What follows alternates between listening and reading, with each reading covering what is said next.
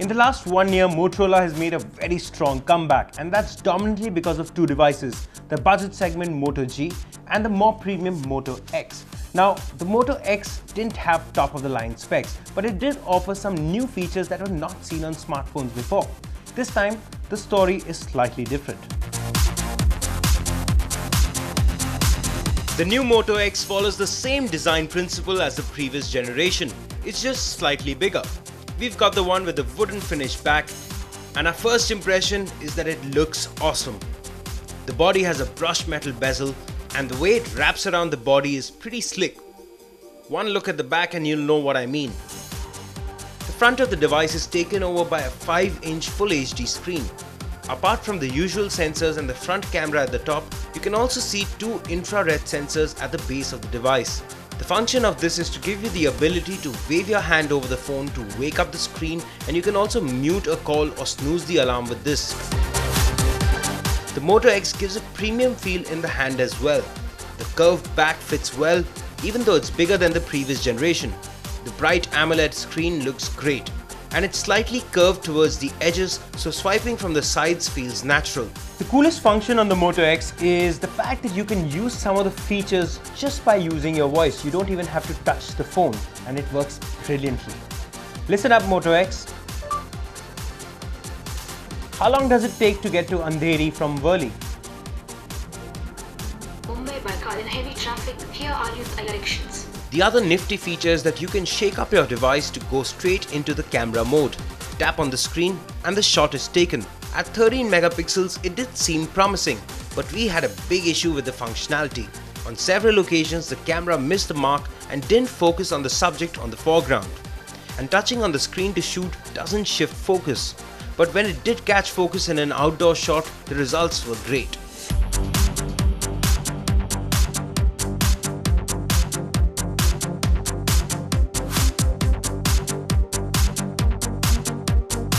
There is one drawback with the Moto X, and that's the battery life. For a heavy user like me, it didn't last more than 10 hours on a single charge, and I had 2 email accounts, a lot of activity on Twitter, Facebook, and even a little bit of gaming. But other than that, a normal user would be pretty happy with the Moto X.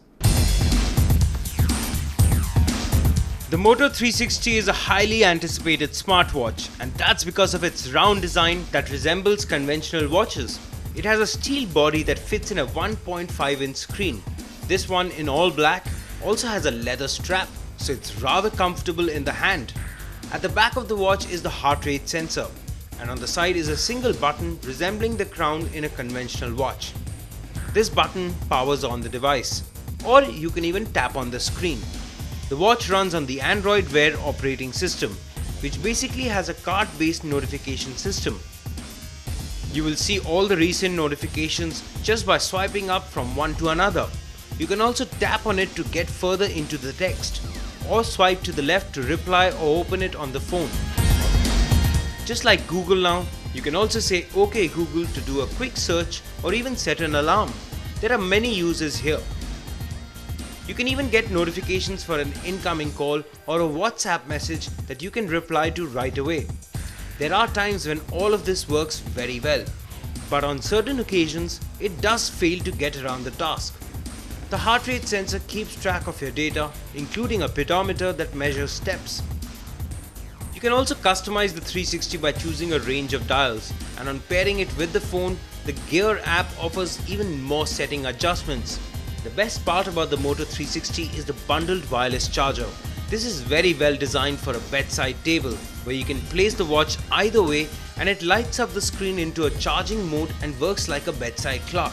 Considering that it only lasts about a full day on a single charge, we find this a necessity.